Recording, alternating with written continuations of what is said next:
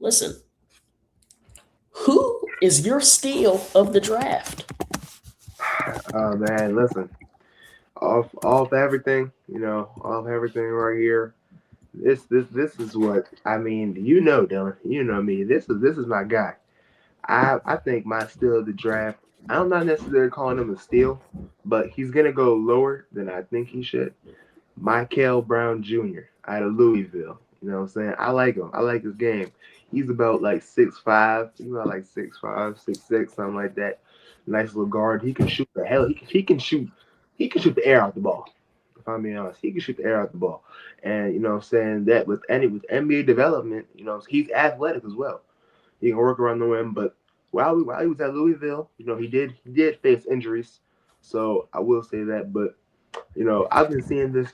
I've been seeing Michael Brown since he was in high school, since he was at since he was at OTE, and then seeing his game transition from the same thing at OTE to Louisville.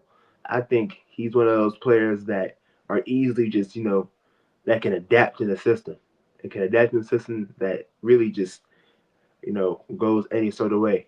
I think another steal in this draft will probably be, Kean Wagler out of Illinois. I think he's like I said, he's very adaptable. You know what I'm saying? He shoots the hell out the ball. He shoots the hell out the ball the same. I think those people that can really stretch the floor will be like the steals in the draft. So that's why I say Michael Brown and Kean Wagler. What you think, though? Yeah, I mean, like I said, I was gonna get into. I know my steals. I know they're somewhat high on the board, but I'm looking back as these guys. My steal. I'm looking. These guys could have been number one pick, right?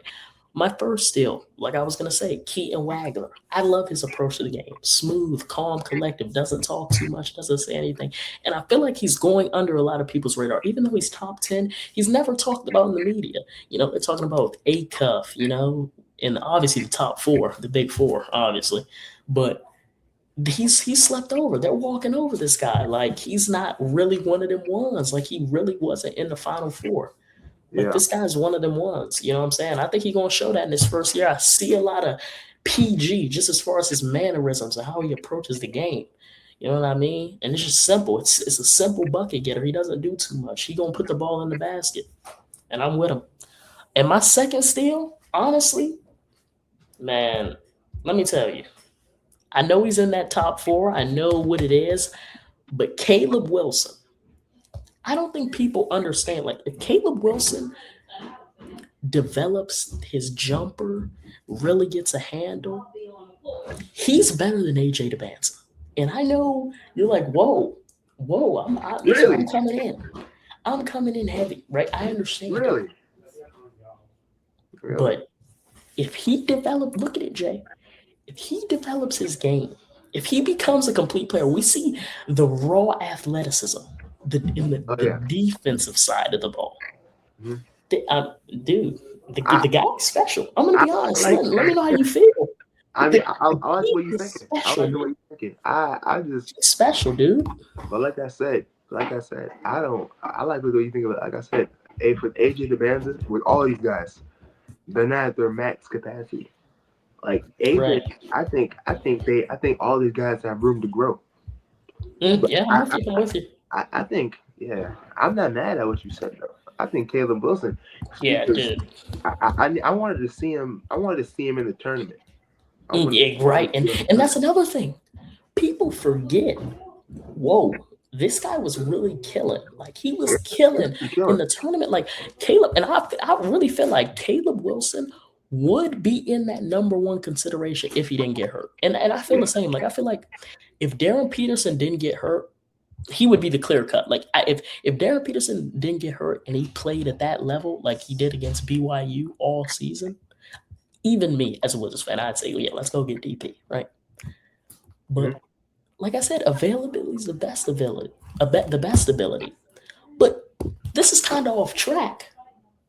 But why do they keep feeding the Thunder? I'm looking at the mock I'm seeing drafts. it. I'm I'm telling seeing you. Hold on. Let me pull it. Yaxel work. They got the. They got. They. I mean, these mock drafts are just. I mean, I'm seeing Yaxel Linderborg. And LeBron. What's that boy name from Alabama?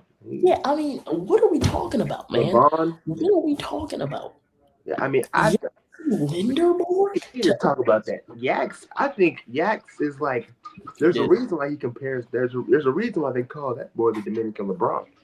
You got to hey, think about hey, it. He 25. Dominican Bobby, Dominican So, Bobby. what?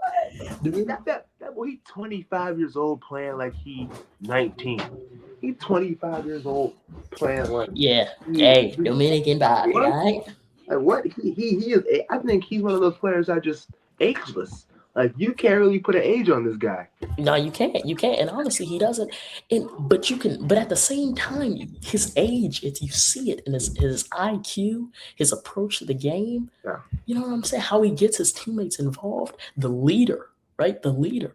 And yeah. I feel like you compare that, you merge that brain with the MVP of the league, Come on, man. come on. And like I said, the Thunder would have won this chip, right? The Yeah, Thunder would have took this. If they were 100%, they would have took it. So what's gonna happen next year?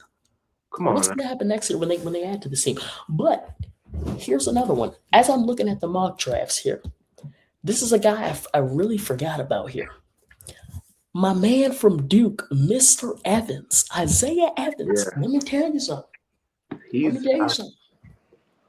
I like him a lot. Hey, I like him a lot, and I feel like he's gonna be Yeah, that spark plug. I feel like he's gonna be one of the seals. He's gonna be a. I'm not saying he's gonna come in and be a franchise guy. I'm not saying he's gonna come into that, but he's gonna be a six man of the year type of see, player. my thing. He's gonna come in off the bench, spark plug every Yeah, game. He's gonna come in.